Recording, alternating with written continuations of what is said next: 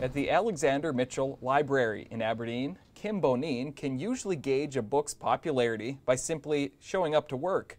Some are obvious. This is enormous. Patrons have been looking for Pioneer Girl since September of last year. When the Laura Ingalls Wilder autobiography wasn't even out yet. Once it was published, the library had dozens on a waiting list. It bought more copies to keep up with demand. I believe we have 4 copies of it, and there are 10 people on the waiting list, which is, it's more reasonable than the original 30 or 40 people on hold for it. That's one example of success with a book published by the South Dakota Historical Society Press. This is a one-of-a-kind and probably one in a lifetime. The project started about 6 years ago. The press's director, Nancy Teisted-Koppel, says Laura Ingalls Wilder had written an autobiography about her childhood and teenage years, but it hadn't been published.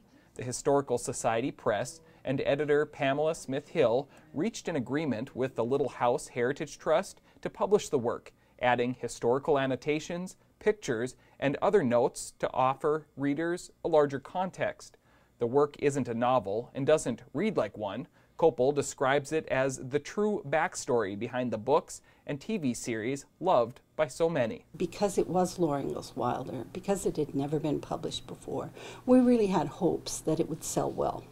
And by well, we thought 15,000 copies would be terrific. About 150,000 are in print today.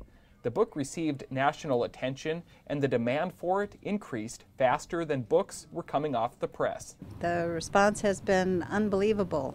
People come in and buy 2, 3, 4 copies at a time. They want to give them to their family members. Just recently we got in another 6 boxes. That's 36 books, and I thought it was way too much. I thought it would kind of slow down, but we're down to 2 boxes again, so we'll probably be ordering again. It seems to be steadily keeping up. In DeSmet, Laura Ingalls Wilder Memorial Society Executive Director Cheryl Palmland is seeing the same trend.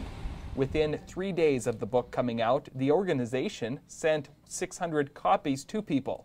As visitors come to the historic sites in DeSmet, more copies are going out the door. People will say because of the national coverage, they all have heard about it and are interested in it, and then they walk in and they'll say, do you have the book? And we're like, sure, we have it, and they pick it up immediately and want to know more about it.